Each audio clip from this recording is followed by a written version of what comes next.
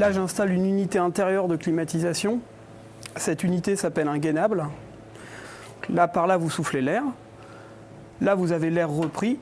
À nous maintenant de le poser au plafond, dans les faux plafonds, et de l'installer, quoi. Et de le raccorder frigorifiquement, hydrauliquement et électriquement.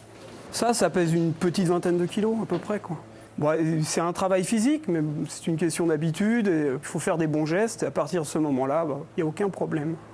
Donc là, vous avez le plan du 5e étage. Là, vous arrivez à vous situer dans la chambre pour positionner votre unité intérieure.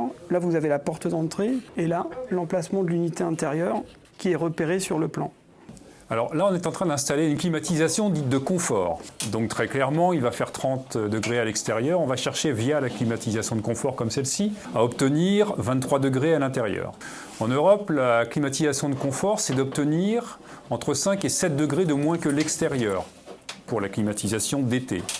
A contrario, une climatisation industrielle ou une climatisation dite de précision, elle va chercher à obtenir une température constante dans une pièce, quelle que soit la température extérieure. C'est riche, c'est technique, c'est complet, on ne s'ennuie jamais, voilà.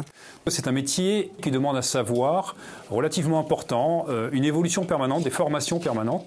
Et de fait, ce sont des métiers qui sont très bien payés. Quand Olivier pose sa machine, il travaille autour des câbles de l'électricien, il va travailler autour des tuyaux du plombier, il va travailler sur les cloisons qui ont été posées par le maçon.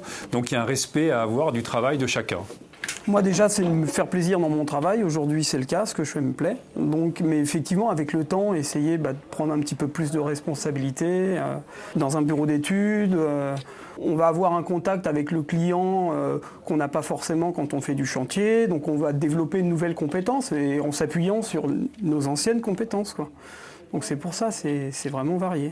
Pour abonder un petit peu à ce que dit Olivier par rapport au métier, je m'aperçois en tant que dirigeant d'entreprise que je vois régulièrement des CV arriver de gens qui ne sont pas du tout issus du milieu de la clim, mais qui veulent le rejoindre.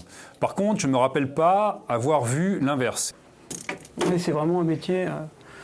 C'est vraiment un métier passionnant, quoi, parce que ça fait appel à plein de compétences différentes. C'est un métier d'avenir, c'est un métier où il y a le plein emploi aujourd'hui. Donc pour toutes ces raisons, c'est vraiment un métier sympathique, quoi.